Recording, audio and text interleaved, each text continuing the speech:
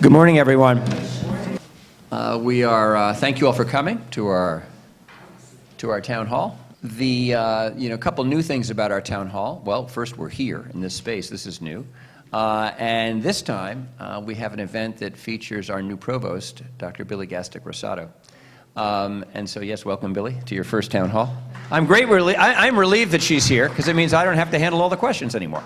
Today, we don't have email questions, because this is a live event, so we're hoping for your questions. And there's a microphone over there on the side, which is helpful. I know it's a small room, and you might need the mic, but we really want the sound to be recorded well, so others can see it. Anyway, having sort of run through those basics in terms of the introduction, let me turn it over to Rochelle, who can begin to get the questions going. Hello, everyone. Thank you for joining us. Once you open up the dialogue to the room, attendees wanting to ask questions, please approach the microphone, wait to be called upon, and just be mindful of other colleagues waiting for their turn. And President Adams, the first question goes to you. May we have an update on the budget? Really? Really? You want to start with that? Yes. Not much has changed, Rochelle, since the budget information I shared a couple weeks ago in the fall report. We faced some real headwinds this year. Our normal operating budget is about $135 million, at least here at the college. It costs close to $200 million to run the place, but other support comes from the city. But in any case, as we know, because of our decline in enrollment during the pandemic, we lose tuition revenue. And when the revenue that's coming in doesn't match the expenses that we can project, we have a deficit. And that is the situation we find ourselves in. The fiscal year ends, as everybody knows, June 30th. It looks like we're sort of facing a deficit of about $7 million right now. That changes during the course of the year. It can go up if we don't keep a lid on expenses. It can go down if we do better with spring enrollment and generate more FTEs. And if we're also, in some cases, and this is going to happen, it's been happening, where we keep costs under control. So, for example, someone may resign or retire, and if we don't rush to replace that person because we, ask other people to help out and we get by without a replacement, we save that, payroll money. And that's kind of, some people call that a hiring freeze. We don't have a formal hiring freeze as we used to, but we do have to be very careful in terms of our personnel costs, and that means in some cases we have vacancies we're not going to fill this fiscal year because we can't afford to do that, and other vacancies that may occur. And again, we may not fill them this fiscal year because we can't afford to do that. So we're definitely, Rochelle, we're definitely stretched thin, and again, have to be mindful of managing our expenses and do everything we can to increase revenue. I guess one thing I can say is it's October 21st, so we're still in the beginning of the fiscal year. So things like spring enrollment can have an impact, hopefully positive. Okay, we have another budgetary question. How do the department's annual budgets align with the college's strategic plan, and how can faculty be more informed of departmental resource allocation? This is interesting. The last part of that, whoever submitted that question, thank you, because this is important. The last part of that question has an important word or term, allocation. I think a lot of people think that we do budgets every year from scratch, and we sort of say, like with a department, that we'd say, you're in English, right? Yes. So that's a Division of Academic Affairs, that we'd say, well, you get to create your own budget from zero. Like, what do you need? And of course, it doesn't work that way. That's called zero-based budgeting, by the way, when you start from zero and build your budget. No, in government and in places like LaGuardia and higher education, what we have are allocations and a budget based on prior year expenses. In other words, getting back to that question, how it works is sort of like this. In May, remember the fiscal year starts July 1, so May, early June, Anthony Garofalo, our budget director, will survey the division heads and ask them about things that they need. And usually, they'll ask for things, and that's honest and it's important. Unfortunately, in this sort of climate, Anthony can't grant all that, but it gives him and VP Shahir Irfan a sense of where the needs are. And then at the very beginning of the fiscal year, the division heads, and so let's use academic affairs because you asked, and this would mean Billy because she's the provost. Billy will get an allocation For academic affairs, it's actually about $75 million. Because it's all the faculty salaries, right? It's all of the expenses, the core expenses of running the institution. So it's a big chunk. So it's an allocation. And the way Anthony reports it to Billy is he says, well, last year you had this many full-time faculty, this number of adjuncts, this amount of OTPS other than personnel services, which is the supplies, the microphones, the paper, the toner. This allocation for part-timers, like college assistants and other part-timers. And so it's based on, most of those categories, he'll do a 3-year rolling average, right? And so Billy will get an allocation. It's really $74 million and change and about $820,000 in OTPS for academic affairs it is. And so she'll get that allocation, and then within, that's the division, right? Yeah. But when you break it down, those full-time faculty are already in, your department or other departments. And so what I'm trying to say is you get the allocation, and Billy and the department chairs can have some flexibility around the part-time number. I mean, not the full-time, because usually a math professor doesn't move over to the social sciences, right? So the full-time faculty are assigned by department. But there is some flexibility, not to go above the amount, the $75 million, but to determine department by department levels for adjuncts and levels for part-timers, like college assistants. And so there is a little bit of flexibility there. In the OTPS, if you take the if Billy's getting about $820,000 for OTPS and you split them among 9 departments, obviously including the library, do the math, it's not a lot of money to sort of have a lot of meetings to talk about how much toner do we want to buy, the OTPS expenses. But almost all of this money we're talking about is salaries. It's almost all salaries. And because we don't hire, we have 2,000 people working here, including part-timers, but we don't, every July 1, go and hire 2,000 new people. On July 1, we have the 2,000 plus or minus people from June 30th. So again, it's just not that, what I'm trying to say, right, there's not that much flexibility in the budgeting. There is around college assistants, part-timers, and a little bit of OTPS. But and again, chairs can, in fact, be more transparent about how they spend the allocated money in the departments, right? Certainly, and if there isn't enough transparency, I think, Rochelle, I'm a fan of transparency. I think it's really important. We can work with VP Irfan in the budget office to do some reports at the departmental level. I think you're right, I've been talking about the divisional level, and it's a process for all the divisions. But within divisions, you have departments, and those departments, again, to be clear, the chairs don't have all that much to work with in terms of flexibility, but everybody should see what it is. So there should be more, Billy, we should meet with Shahir and we can set something up so there's kind of more transparency in reporting at the departmental level. That would be fine. Professor Zotto, you can join in now. Where are we now in terms of enrollment? How will LaGuardia, will we reach the 12,000 student goal for the spring? And what are we doing to improve enrollment? That feels like a President Adams question. Oh, great. Rochelle, I try. thank you, you're trying to protect me from that one. Let me start, and Billy can certainly chime in.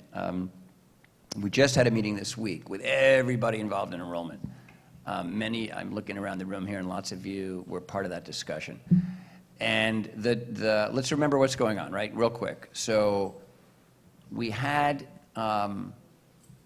last year at this time, about 12,000 students. When I say students, I mean, degree-seeking students, not the college now, some of the other students that they counted other schools, the high school students. So we had, think 12,000, and then we, spring this past semester fell back to 10,000. That was a big loss. I'm going to come back to that. But so you always lose when you go fall to spring, but we lost a lot. And now we're at about 11,000, actually 10,800. And so 12, 11, 10, right? So the question is, how do we get back up to 12 in a spring semester? They're back up. Having a goal of 12,000 for fall 23 is not unreasonable because we had it. Right? For the spring, we have to work. We have to do as much as we can to get there because of the budget deficit I mentioned before, and we don't want that to get any worse. So here's the way I think of it, and we discussed it. I've been 20 of us, a big 2-hour meeting on Wednesday morning. First, it's always the returning students, the continuing students. In other words, if today we have roughly 11,000 students, how many of them will come back in March? March 7th is the start of the spring semester. Now, normally, and this is a tough reality in CUNY and in community colleges, but we lose students normally about 30% in the transition from fall to spring. Some of that is natural and good attrition. It's called graduation. Not everybody graduates in June, right? Some people finish their degrees at Christmas time. But the point is and some students will transfer out, which also could be a pre-graduation transfer is also a successful outcome. But for the most part, like think of that. Before the pandemic, we were only retaining 70% of our student body from fall to spring. During the pandemic, it fell off to 60%. Remember I said a year ago, we went from 12,000 to 10,000 in one. So we had this big loss because it was the middle of the pandemic. But I'm confident that we can do much better than we have to do, than a 60% retention of the current base of students. Don't start doing the math, or if you do on the back of an envelope, that's a scary number to think we would go that low. If we lost 40% of the students we have today, that would be a real problem. But we shouldn't lose 40% because we're not in the middle of the pandemic anymore. The pandemic is, for all intents and purposes, the pandemic is behind us. And the factors that kept students away a year ago, March of 2022, are not in play anymore, at least not to the same degree. So we've got to be optimistic, and I would argue, I have argued to our team, that we've got to go back to a pre-enrollment retention level. We've got to get back to 70%. So we would have 70% of 11,000 students, or 7,700.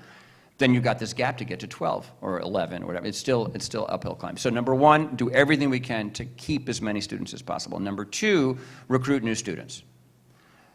And that's where we're doing some new things and where we have to be creative and just work really, really hard. Because it is very hard to get new students in any environment to register for spring. Most people traditional students think of going to college as something you do in the fall. Most people don't think, oh yeah, I'm going to start college on March 6th. Our late start, by the way, because of our 12-6 schedule, is in this case an advantage because it gives us more time. And frankly, we can get students who are kind of on the fence that miss their deadline to applying to BMCC or a school that's not 12-6. Queensboro, for example, comes to mind. So part two is all hands on deck. That's a large part of what this meeting was about with respect to recruiting new students. And not just the sort of high school student. I'll give you just a couple of quick examples. We have to go back and find the students who aren't here because of a financial reason related to the pandemic.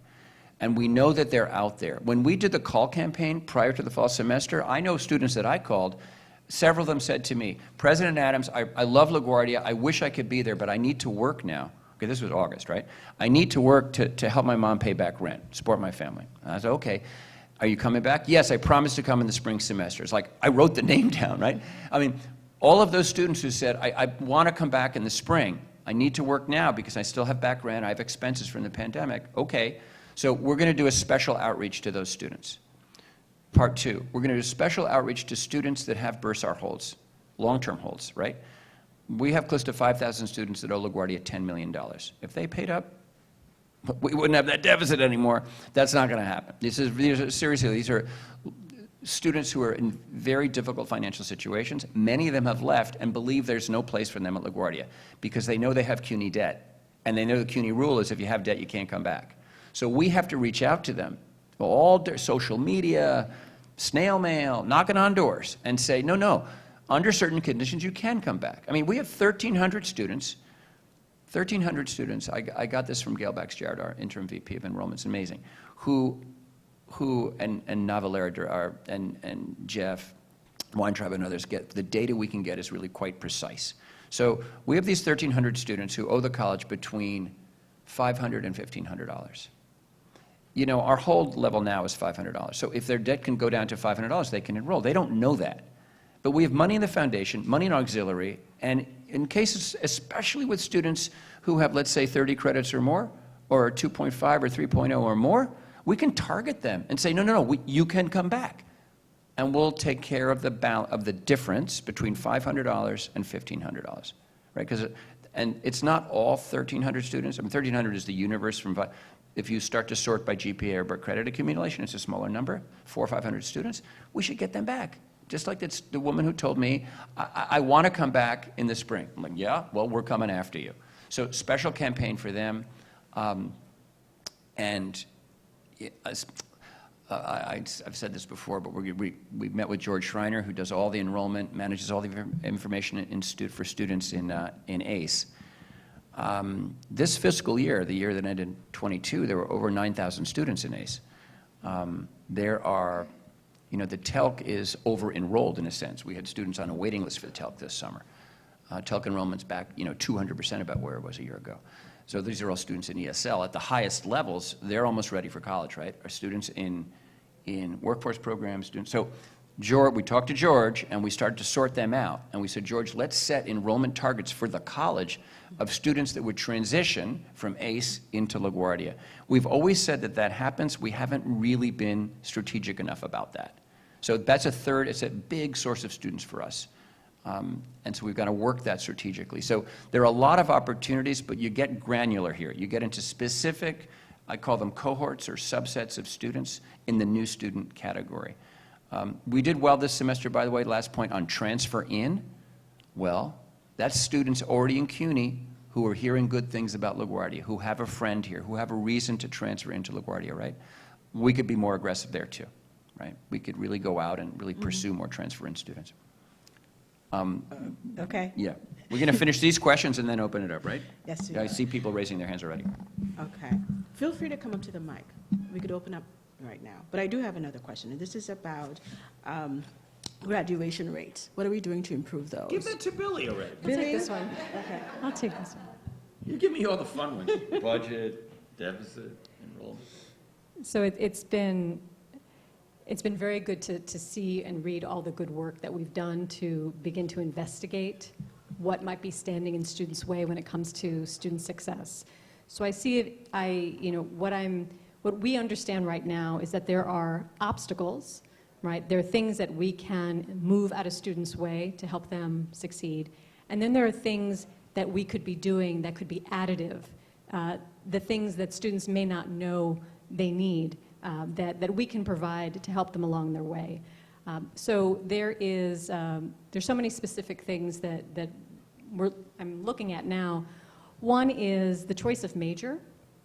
There is a good percentage of students, I think the latest was about a quarter of our students change their major within that first semester. And that can be devastating in terms of lost credits, which then impacts persistence. So I'm very interested in understanding with faculty and staff, what can we do to improve the information that's available to students so they can make those decisions earlier and we can help them along their way. So I think that there may be a lot of assumptions that we make, especially when it comes to our academic programs, to say, well, these academic programs, that makes sense to me. But we need to do a bit more to put ourselves in the shoes of that first-time college student who's seeking to navigate a very complex institution for the first time. So seeing how we can help, we can identify what are the decisions that students have to make, and how can we make sure that we're presenting ourselves in ways that are navigable for students.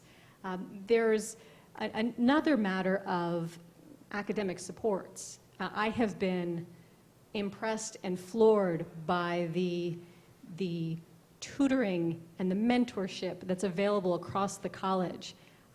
But it's almost like it's so much is going on that we need to take a step back and ask ourselves, do students know that all of this is going on?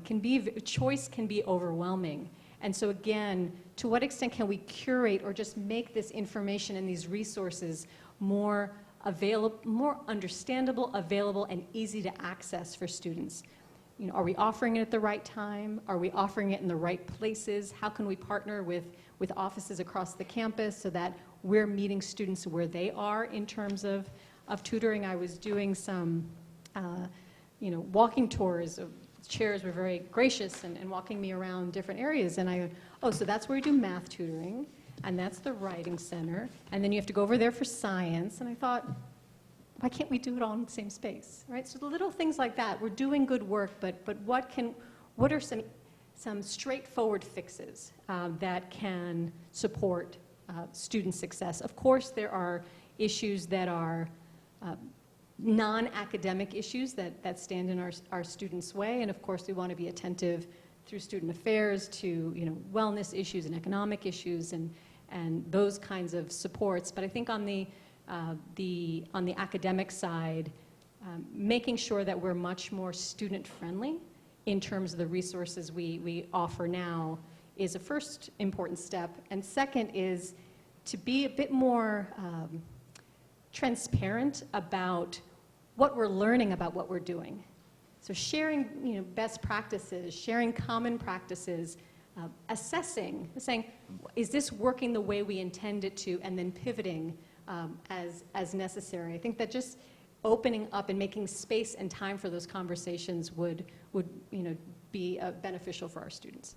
Would you like to say something about Advising 3.0 now? Or? Sure. Sure. So, it's interesting that, we know, as a former faculty member myself, faculty are at the core of the student experience. And students need, that role model, that resource, in conjunction with a professional advisor who can answer questions about how to navigate this place and financial aid and resources. And it's that team that is critical for student success. What is particularly, I think, one of the reasons why that team is so significant is because of the relationships that are formed.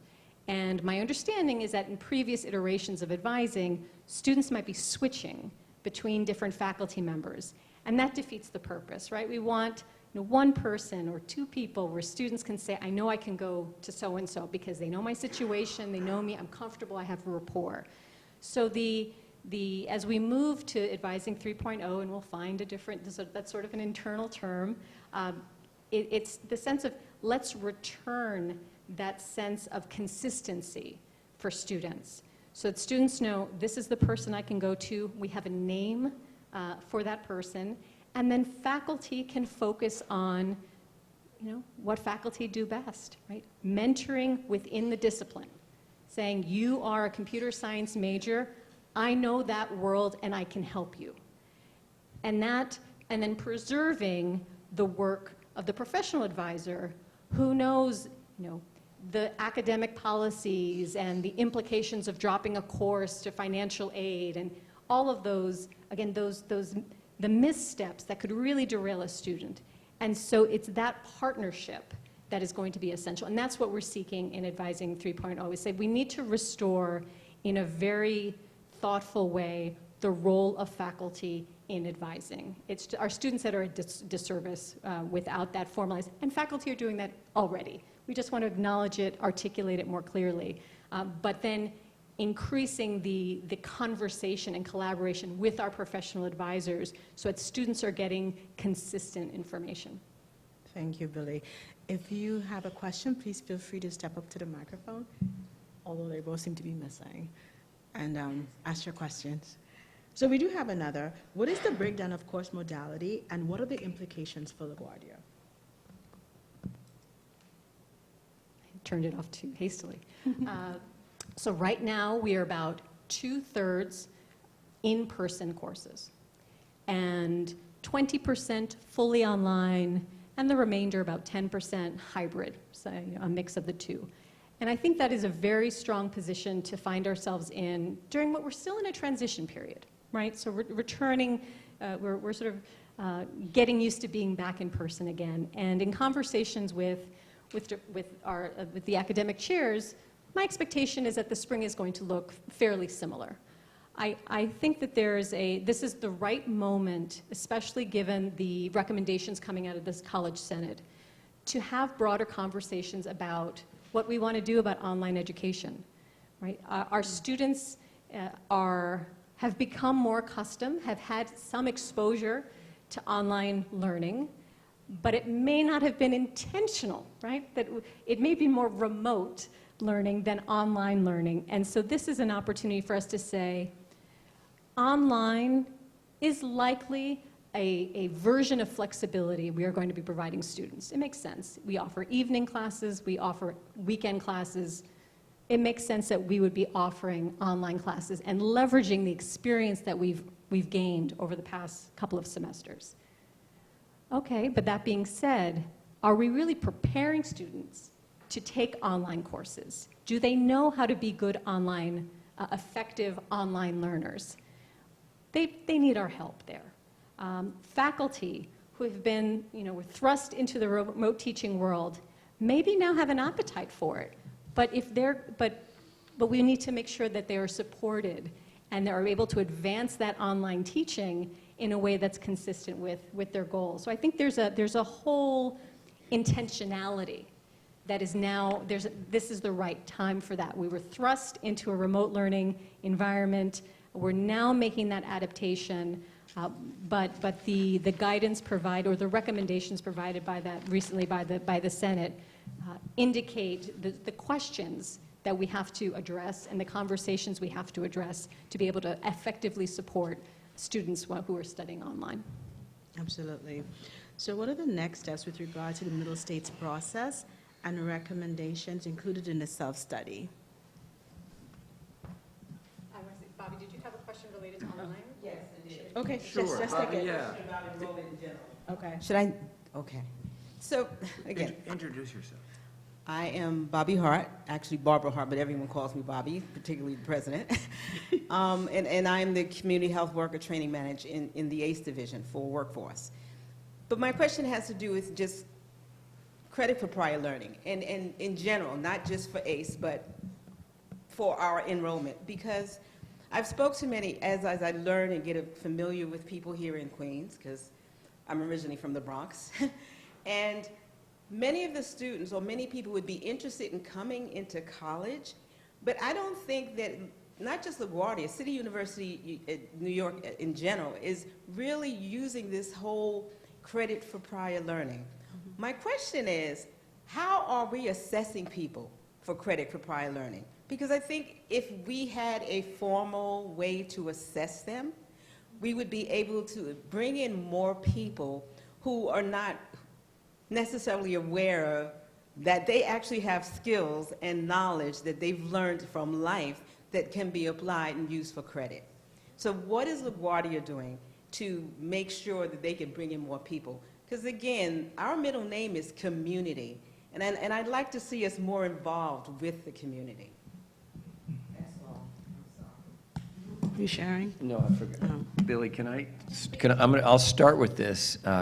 Thanks, Bobby, for the question. Because it's enrollment related, and I was speaking about enrollment before, and this, in fact, is a very important enrollment strategy. The answer, what is LaGuardia doing? We are very fortunate that we received a grant last year from the Robin Hood Foundation to set up an initiative called Credits for Success. And this has enabled us to set up an office, now run by Marcia Oropeza, where potential students, people from the community, as you say, Bobby, can come in and tell us about their military experience, their work experience, their college experience, maybe out of this country, in another institution, or in some other part of the United States, right? This slight aside here, but there are about 700,000 people in New York, a city of 8.5 million people, who have some college, no degree, right? And many of those people started in CUNY, took some courses, but left for whatever reason. Many of them have outstanding CUNY balances, and so they can't come back into the system. So the Robin Hood grant, coupled with funding from our foundation, does two things. We are now, and we just started this earlier this year. We've set up this office, and we would use you say, what are the ways we would evaluate that? The CLEP exam is a good tool. There are other exams, and there are other actually almost in the military, for example, there's certain competencies you develop in certain disciplines in the military where there's almost an automatic awarding of credit for certain things. And foreign language exams, for example, certain levels of competency in foreign languages can count. There are a lot of straight-up exams you can use, and that's the easiest. Of course, you have to prepare people for those. There are other forms of, and it's more complicated, what's called portfolio review. That's very intensive work for faculty, because that's someone looking at the work and saying, the learning outcomes from that experience are very similar or identical to the learning outcomes from this particular computer science course, so we can grant you those 3 credits. But that, and you can be exempt from that course and get that, right? But that's a very labor-intensive thing. So there's a range of mechanisms for the awarding of credit for prior learning, from the simple exam, right? Or actually, no, from the simple awarding of credit based on something on a transcript, including military experience, to an exam, like CLEP, to something more subjective and labor-intensive. And that's hard to scale for lots of students, but in many cases, it's good to do. So Marsha's the expert here, and Sunil Gupta, VP Gupta from ACE, who is at a conference, or he'd be here answering this question far better than I can. He put together this program and got the funding from Robin Hood, and we are actually a pilot for a big mayoral initiative. Well, I should say city initiative, because it's really City Council Speaker Adrian Adams pushed the mayor to put $13 million of funding available system-wide for CUNY to do more of this work. Kind of a comeback to CUNY, finish your degree initiative. But we were out of the gate. We have the pilot for that, and when the mayor, trust me, I was down at City Hall yesterday, when the funding becomes available from City Hall, we'll be first online for that. So it's a great question, and it's in part, when we said before, we have to think strategically about different types of new students. The older returning student with work experience, for example, who thinks college is not for me, I did it, not, or someone with a balance. Again, I mentioned the support from the foundation. Why? Because those students you might be able to award them credit for prior learning, but they can't come to CUNY if they owe $700 from 15 years ago. And CUNY does some things well, some things not so well. One thing it does well is really remembers your debt. You know, you have a balance with CUNY, it will never, CUNY has a great memory for outstanding balances. So you can't come back in. But again, we did the fundraising, we have the foundation resources, and we could help that student, you know, bring their balance down to something manageable. Okay. Please.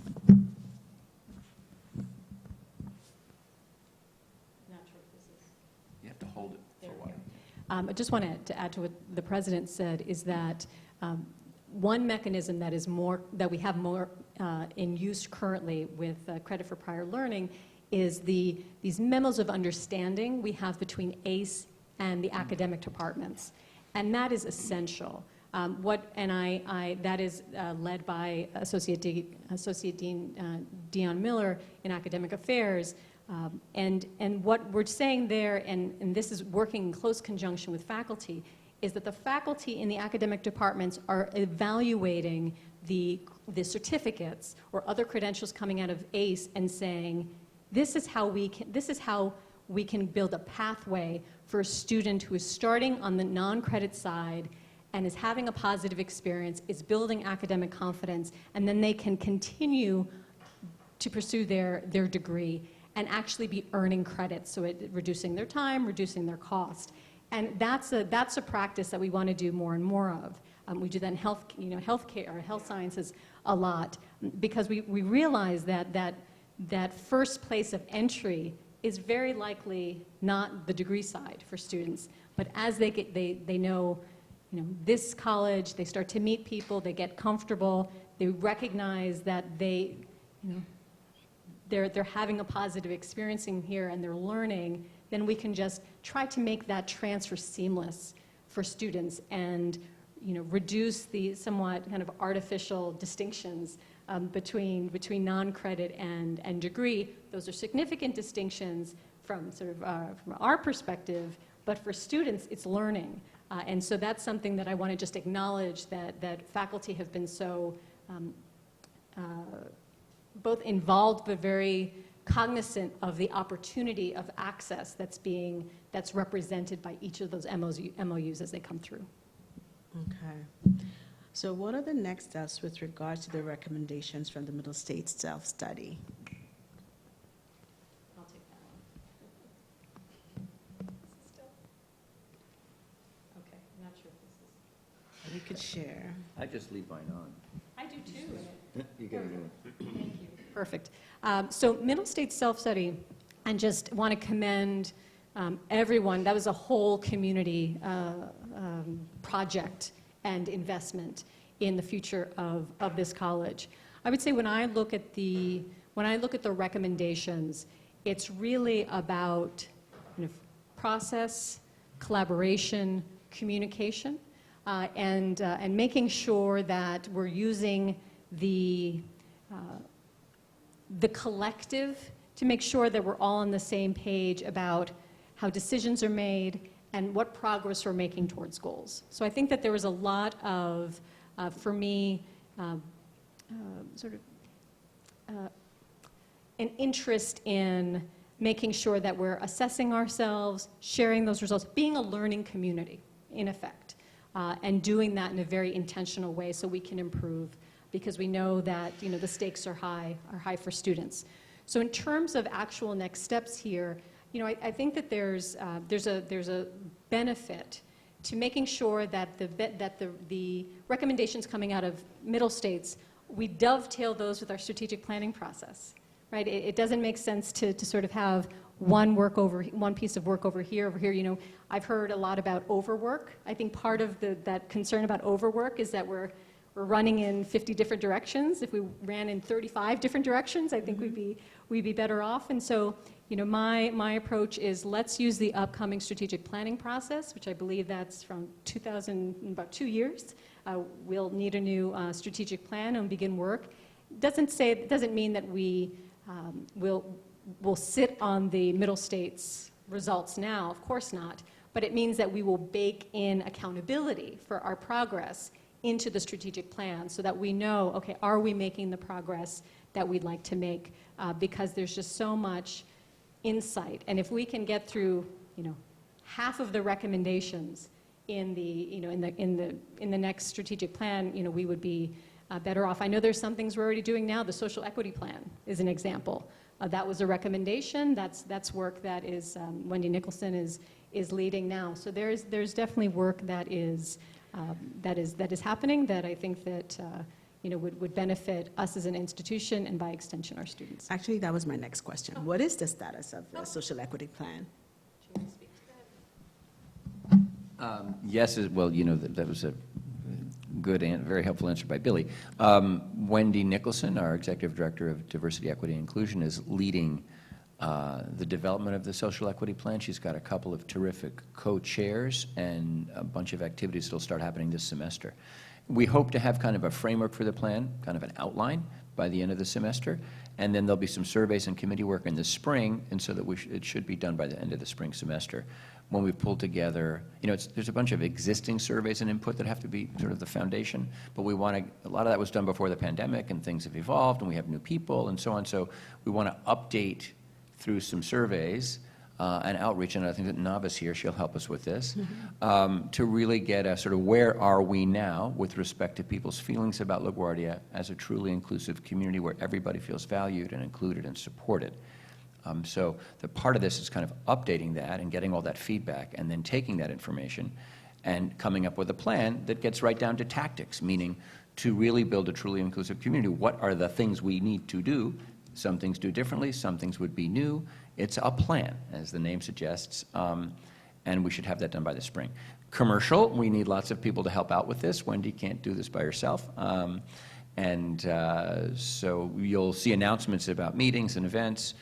To Billy's earlier point, we don't want people to feel overworked, so we want to find efficient ways to get people's input and participation without any long-term. One thing we're not going to do, it's not going to be like you commit to a committee for 3 years, like for middle states, where if you were on the steering committee, Eric Hoffman's nodding in agreement that was a lot of work.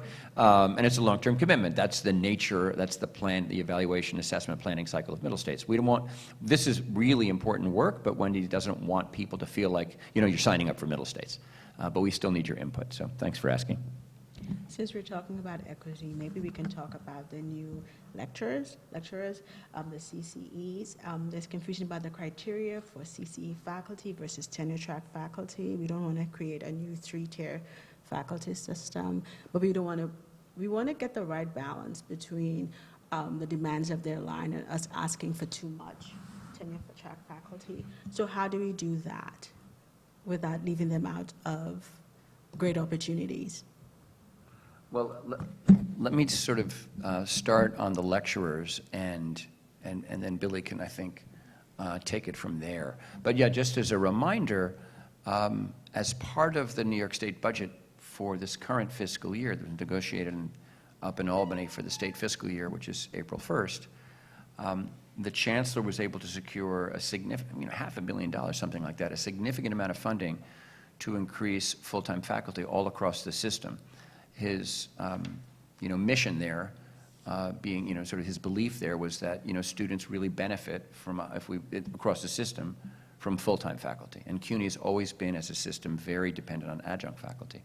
And so he just wanted to improve that ratio, that balance, right, more full-time faculty, and he got the funding to do that. And the way they distributed the funds to all the colleges was in the funding of lecturer lines.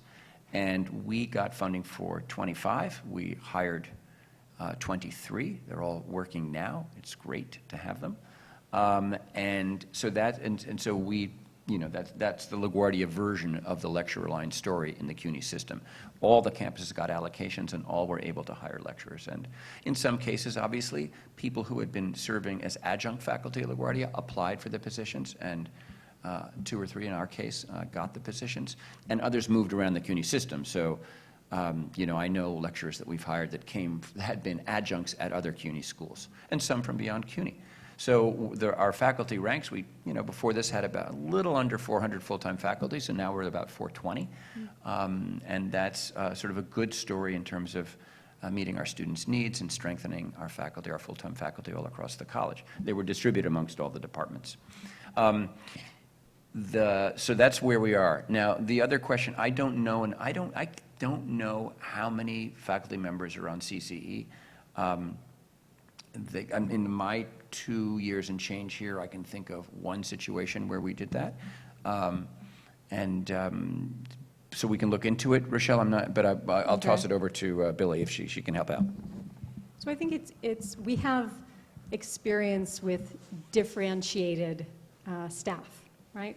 So we work, we have full-time faculty at different ranks, we have adjunct faculty, and now we have a greater number of lecturers. And so I think that's an environment that we are accustomed to. But I do see an opportunity for us to just be far more clear about what the expectations are. And I think this is not only for lecturers, but I want to say this came up in Middle States. I know it's come up in the conversations I've had during my listening tours. Greater clarity about expectations for tenure and promotion. Right, clarity of processes, evaluation, criteria, guidance. We can be a bit more explicit, and so that it's a flexible framework because we have different disciplines and different areas of scholarship, but just to provide information and advice for all faculty and staff too, who are seeking to advance themselves in their careers. And so I think this is about involving faculty and staff in those conversations, educating department chairs and program chairs in all of that, making sure that's reflected in P&B. I think that also came out in Middle States. We should be comfortable with distinction and differentiation, right? Because lecturers are here and they have a very important purpose, and it's okay to say that's going to be different than someone who's on a professorial line. And there is no, and acknowledging and celebrating those differences and supporting those differences that's not a bad thing, but what we don't want to do is create an environment where ambiguity, again, gets this overwork, right, where expectations are being put on someone whose role has not been designed or shaped that way. Not to say that we want to, we never would want to limit someone's ambition and plans for themselves, but to be very clear about what one's responsibility is to the college is at baseline something that everyone should know, and we should speak about freely. You mentioned your listening tour. Could you tell us what you learned about us? Oh my gosh. So I just want to be very appreciative. I've met with,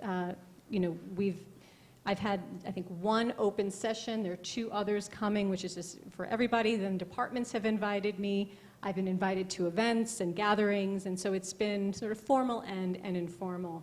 There's a lot of, would say first and foremost, there's so much investment in this college. Everyone is just so aligned on mission. Everyone has a reason why they're here, and the reason is students. That just up and down, and that is a beautiful thing. That makes the rest of this doable, right? But we do acknowledge that our students are struggling. They need us. Coming out of the pandemic they've been impacted, and they need us to prepare them to be here more than ever. So there's that sense of kind of vulnerability that people are seeing in students. There's a lot of enthusiasm for the work that people do here, and everyone's a go-getter. Everyone's ambitious, right? They dare to do more. It's like that's for real. But people, I think, need or tell me that they almost want permission to say, can I, instead of doing 6 things, can I do these 4? Instead of running 90 miles an hour, can I run at 75? And I'm thinking, you're all such ambitious, folks. And I said, we have to, so I see my role as providing that signal to say, yes, we can, instead of spreading ourselves so thin, we can go deep. We can set priorities, and we can say for the next 3 years, this is going to be our priority, and we can then shift to the next thing. Because I am hearing burnout, overwork. Mm-hmm. I love this place, but I'm tired. And this is the moment where we need everyone to keep going on behalf of our students.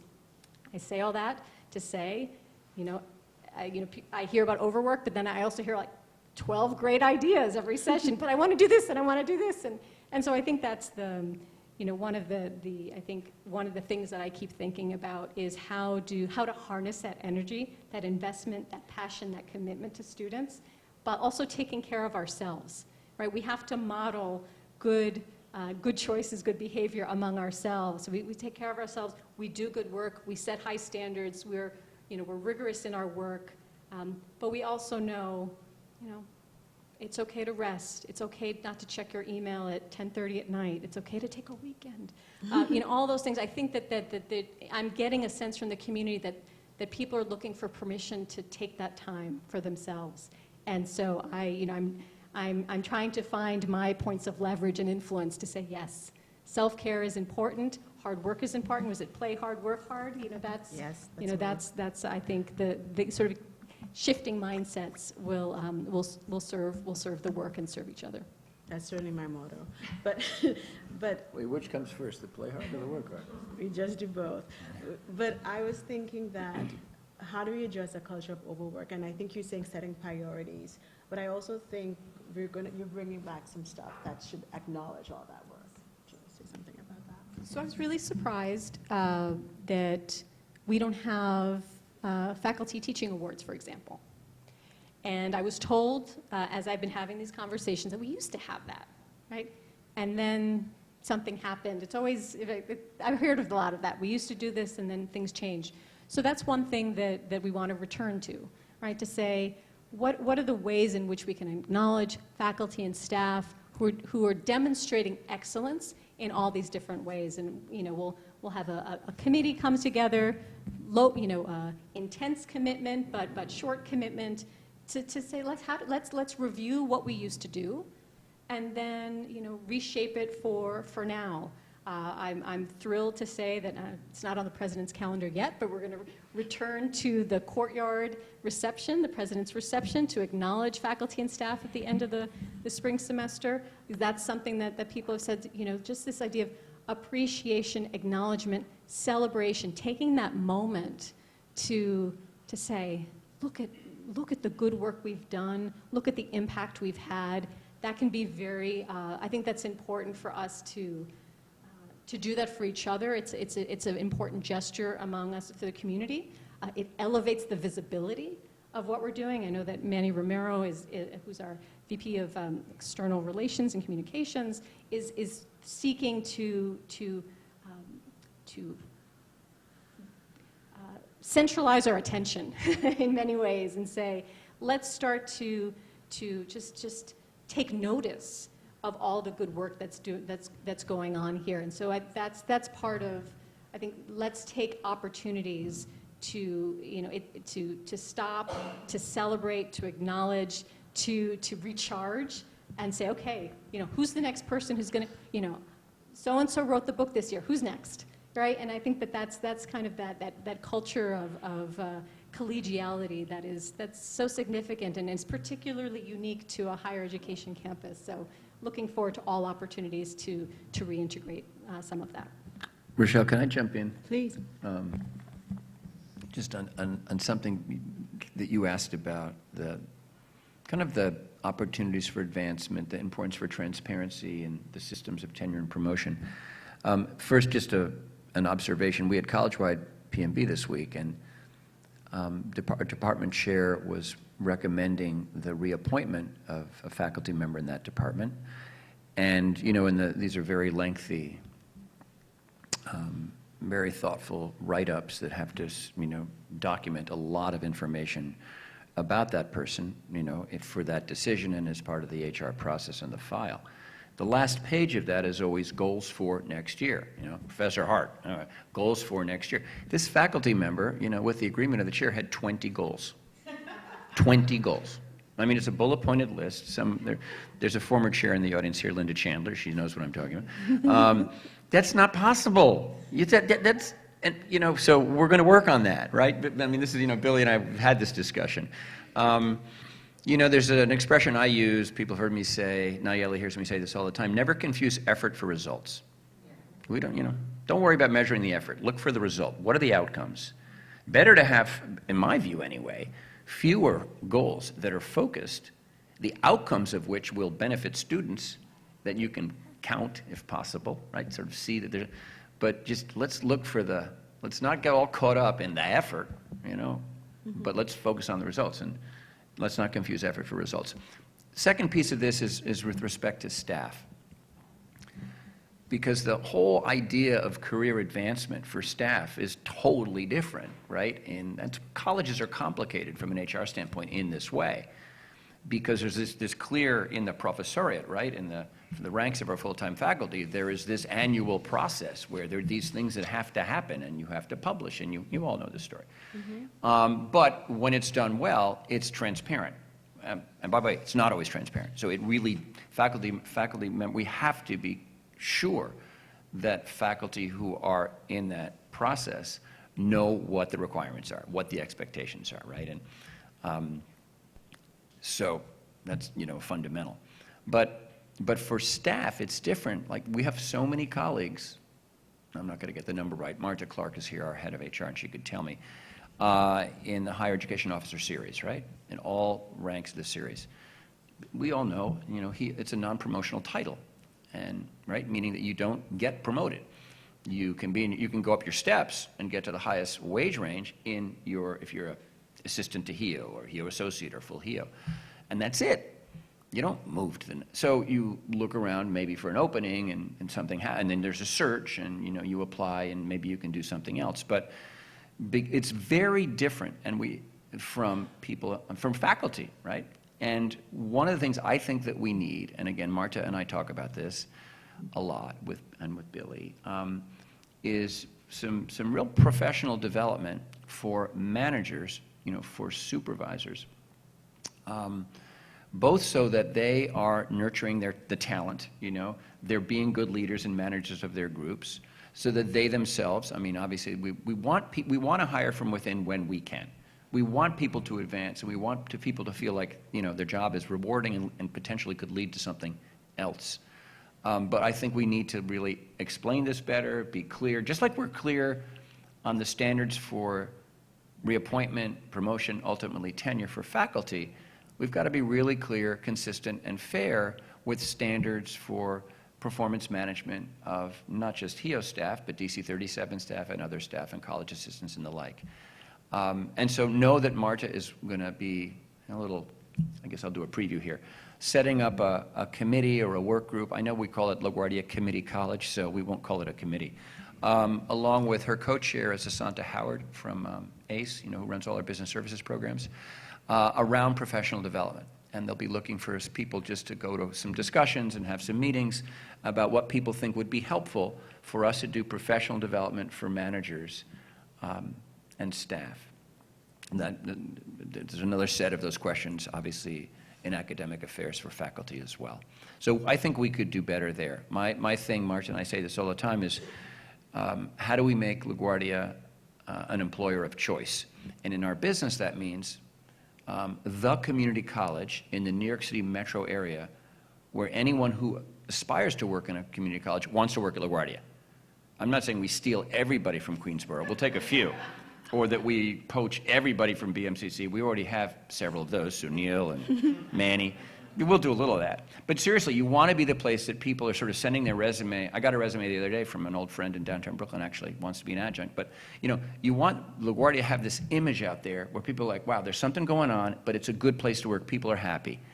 And there's room for advancement. It's not a dead-end job. It's not, right? I get some professional development. Even if I leverage my LaGuardia experience and move to another institution, but to a higher level. You know, I always say, you can retire, that's, you know, you've earned it, that's great. But if you're resigning to go work in another institution, you have to convince me you're going to a better job. You're going to make more money, you're going to have more responsibility, higher title, then I'm okay with that. In fact, then I'll write the letter of reference, I'll make the call for you. But don't make a lateral move, right? So we've got to have that kind of sense that this is a great place to work across the board. And so Marta and I just know that we're kind of obsessed with this. So we have like 5 more minutes, more like 3 now. Any final questions? Okay. Oh, come on. Well, let me make some announcements. May I do that? Yes, you may. Billy? Okay. What's Saturday? The run. Tomorrow morning. When are you all going to be here? Wait, I'll use the microphone so we get the recording. So tomorrow, Saturday, 22nd of October, is the 5K run, the LaGuardia 5K community. And we have over 200 runners registered. And that's when I walked over here now, and Nayeli tells me she's been looking at her phone. More are signing up as we speak. We have departmental teams, student teams. You don't have to, you can come and register tomorrow morning. So you could, if you get a good night's sleep tonight, which I recommend because we start early. Right? Running starts at 8, so be here like 7:30 or earlier. We'll have a lot of fun. So this is, yeah, that's, now that one I know, but I have to look at my notes. We also wanted to acknowledge that, this is important, on October 28th, we have the 4th Annual Hunger Banquet, Food Drive, and Food Day Fair. And this is an annual event that's put on by LaGuardia Cares, Rhonda, the amazing Rhonda Mouton and her team at LaGuardia Cares, in collaboration with our own food service supplier, MJB. So that is, you'll see information about that. It's going to be in the E building atrium from 11 to 1, or 11:45 to 1, on Wednesday the 28th, our food drive and food day fair. The next week, I think a lot of you know this, but November 2nd is El Día de los Muertos, right? The mostly, I mean, really Mexican origin, though celebrated in other countries now, Day of the Dead holiday, where people organize altars and put monuments to their past loved ones, and with offerings and things like that. We have an altar in the president's office, which is really quite extraordinary. It's a big assembly, and there's a lot of stuff on there. And we welcome anyone to come and participate with our altar, but more to the point, our new Casa de las Americas on the ground floor right in M building, in their new space, is doing a celebration on November 2nd for Dia de los Muertos. So check that out. It is going to be 4 to 6 in the evening in their room, which is M141. And finally, and Dr. Faye Butler is here, our interim associate dean of student affairs. You got to go to this. Mark your calendars for November 19th. That's a Saturday, right? Yeah. At 3 p.m. in the afternoon. It's a doubleheader. It's women's and men's basketball. The Redhawks back in action here in the gym at LaGuardia Community College against Ulster County Community College. Now, Ulster is actually Division II, which means they have scholarship athletes, which means you can expect to see some tall basketball players both on the women's team and the men's team. But that does not deter our Redhawks, our LaGuardia basketball players. And so that's going to be a lot of fun because it's our first home game, women's and men's, starting at 3 o'clock in the afternoon. At 1 o'clock, sorry. I think 1's is women and 3 is men's. And I went with Faye to the tryouts, and we have some great scholar athletes. So that'll be a lot of fun. And it's not in the notes, but I do want to put early November. I'm thinking 6th, 8th, something. Someone can help me out. Spring Awakening, the fall musical brought to us by the theater department, music department. Spring Awakening, going to be a great show right here in the, there in the main stage theater. And it's in early November. Eric, do we know when it is? No. Eric's my go-to theater friend, but anyway, we'll give you more information on that as well. I will finally say that all of this information is readily available every Wednesday in the new LaGuardia newsletter that Manny Romero, our new VP for Communications and External Affairs, has been putting together. And I think I'd be remiss if I didn't say, send Manny any kind of announcements that you want to have everybody see. We are trying to, and Billy just mentioned this, kind of organize our communication a little better and not have, just emails and flyers and posters flying all over the place. I mean, some of that is fine, but for really important information, we want everyone to always on Wednesdays just scroll through that thing and see that there's a job opening, see that there's an event happening, see that a faculty member won a prize. I mean, it'll be right there every Wednesday in that new online newsletter. So thanks, Manny, for doing that. And again, send Manny your submissions. Rochelle, I think that's enough for now. How do you feel? I think so too. Thank you, everybody, for coming. Thanks. All right.